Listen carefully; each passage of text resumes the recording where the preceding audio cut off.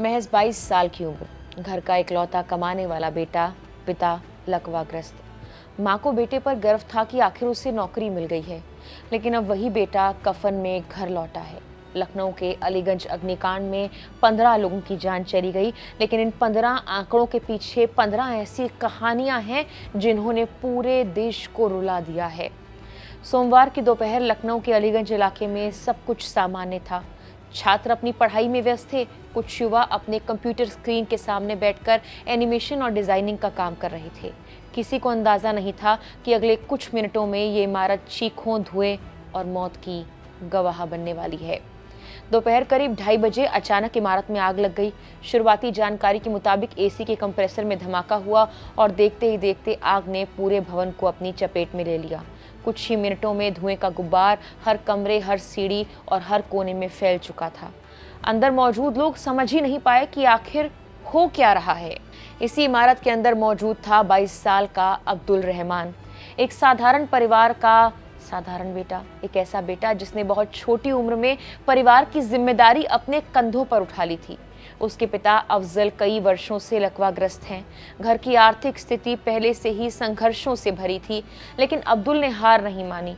उसने पढ़ाई के साथ साथ काम करना शुरू किया और धीरे धीरे परिवार का सहारा बन गया। लंबे वक्त तक नौकरी की तलाश करने के बाद उसे एरिया स्टूडियो में आईटी टेक्नीशियन की नौकरी मिल गई। उसके दोस्त बताते हैं कि नौकरी मिलने के बाद वो बेहद खुश रहता था। उसे लगता था अब जिंदगी पटरी पर लौट रही है। अब वो अपने पिता का इलाज बेहतर तरीके से करा पाएगा, माँ की परेशानियां कम कर पाएगा, अपने परिवार के लिए कुछ अच्छा कर सकेगा। अब्दुल का दोस्त शादाब शेख मीडिया से बात करते हुए कहता है, जब भी अब्दुल मिलता था उसके चेहरे पर मुस्कान थी।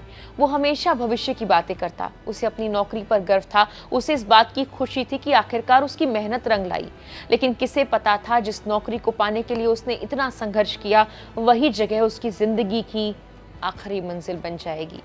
आग लगने के बाद इमारत के अंदर अफरा तफरी मच गई। लोगों ने बाहर निकलने की कोशिश की, लेकिन बताया जा रहा है कि भवन में बाहर निकलने का सिर्फ एक रास्ता था। धुआं इतनी तेजी के साथ फैल रहा था कि लोगों को सांस लेना मुश्किल हो गया। कुछ छात्र और कर्मचारी जान बचाने के लिए बाथरूम में छिप गए। उन्हें लगा शायद वहां वो सुरक्षित रहेंगे, लेकिन मौत वहां भी उनका पीछा करते हुए पहुंच गई। कुछ लोगों ने खिड़कियों से कूदकर अपनी जान बचाने की कोशिश की। एक छात्र जयंत पहली मंजिल से कूद गया। कुछ और लोग बिजली के तारों और केबलों के सहारे नीचे उतरने में सफल रहे, लेकिन हर किसी की किस्मत इतनी अच्छी नहीं थी। कई लोग धुएं और आग के बीच फंस गए और बाहर निकलने का मौका नहीं मिला। अब्दुल रहमान भी उन्हीं लोगों में शामिल था जो उस इमारत से जिंदा बाहर नहीं निकल सका। जब हादसे की खबर उनके घर पहुंची तो परिवार को यकीन ही नहीं हुआ। उनकी मां कुछ घंटे पहले ही बेटे से बात कर रही थी। उन्हें विश्वास नहीं हो रहा था कि जो बेटा कुछ देर पहले तक उनसे बात कर रहा था वो अब इस दुनिया में रहा ही नहीं। दोस्त शादान बताता है कि अब्दुल के माता पिता इतनी बड़ी सच्चाई का सामना नहीं कर पाए। उसकी मां मोर्चरी तक नहीं पहुंच सकी। पिता की हालत पहले से खराब थी। घर में सिर्फ सन्नाटा था और हर किसी के मन में एक ही सवाल था कि आखिर ऐसा क्यों और क्या हुआ। लेकिन अब्दुल की कहानी अकेली नहीं है। इस अग्निकांड में कुल 15 लोगों की जान गई। इनमें ज्यादातर युवा छात्र और कर्मचारी थे। कुछ अपने करियर की शुरुआत कर रहे थे, कुछ अपने सपनों को आकार देने में लगे थे। किसी के माता पिता ने उसे पढ़ाने के लिए भेजा था, किसी ने अपने परिवार की उम्मीदों का बोझ अपने कंधों पर उठा रखा था। लेकिन कुछ ही मिनटों में आग ने सब कुछ खत्म कर दिया। हादसे के बाद जब शव पोस्टमार्टम के लिए मोर्चरी पहुंचे तो वहां का दृश्य किसी भी इंसान को अंदर तक झकझोर देने वाला था।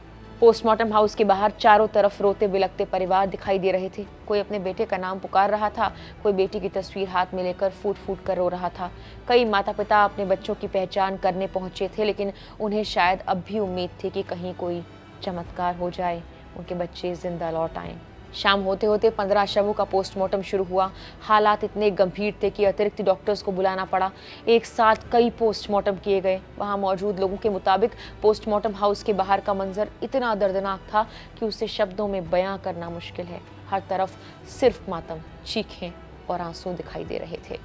इस बीच जांच में कई गंभीर बातें भी सामने आई हैं। बताया जा रहा है कि जिस इमारत में आग लगी उसे मूल रूप से आवासीय उपयोग के लिए मंजूरी मिली थी, लेकिन बाद में वहां व्यावसायिक गतिविधियां संचालित की जाने लगी। भवन में pet shop, clinic, warehouse, library, coaching centre, animation studio चलाया जा रहा था। शुरुआती जांच के अनुसार फायर सेफ्टी की पर्याप्त व्यवस्था नहीं थी, इमरजेंसी एग्जिट नहीं था, धुआं बाहर निकलने का उचित सिस्टम नहीं था और जब आग लगी तो लोग अंदर ही फंस कर रह गए। यही वजह है कि अब पुलिस ने कई आरोपियों को गिरफ्तार किया और प्रशासनिक अधिकारियों पर भी कार्रवाई शुरू हो चुकी है। लेकिन इन सभी कार्रवाइयों के बीच उन परिवारों का दर्द शायद कभी कम नहीं होगा जिन्होंने अपने बच्चों को खो दिया। अब्दुल रहमान के घर में अब वो आवाज़ कभी नहीं सुनाई देगी जो हर दिन माँ से पूछती थी कि खाना खाया या नहीं। उसके पिता अब उस बेटे का इंतजार नहीं कर पाएंगे जो उनके इलाज और सहारे का सबसे बड़ा आधार था। 15 लोगों की मौत सिर्फ एक आंकड़ा नहीं, ये 15 परिवारों की उजड़ी दुनिया है, ये 15 अधूरे सपनों की कहानी है, ये उन माँ बाप की चीख है जिन्होंने अपने बच्चों को खो दिया है। फिलहाल के लिए इस वीडियो में इतना ही।